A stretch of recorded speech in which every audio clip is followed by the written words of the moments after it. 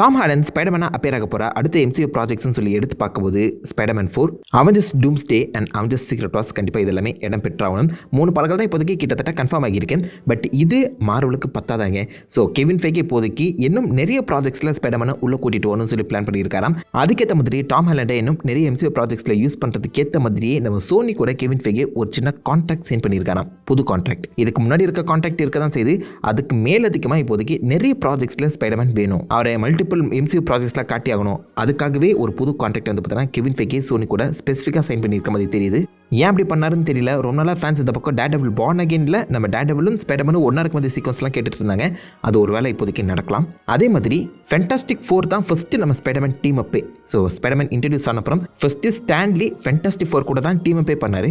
அதை MCUக்குள்ளே ரெப்ளிகேட் பண்ணுறதுக்காக maybe fantastic 4 படத்தில் கூட இப்போதைக்கு ஸ்பைடர்மேன் வரதுக்கான வாய்ப்புகள் அதிகமாக இருக்குது. அந்த பக்கம் நம்ம சோனி வந்து பார்த்தீங்கன்னா வெனாம் படத்தில் ஸ்பைடர்மேனை கூட்டு வர மாதிரி பேசிகிட்டு இருக்காங்க. அப்படி பார்க்கும்போது அடுத்த ஒரு 2-3 வருஷத்தில் நீங்கள் நிறைய இடங்களில் ஸ்பைடர்மேனை பார்க்கறதுக்கான வாய்ப்புகள் அண்ட் சான்சஸ் அதிகமாக இருக்குது.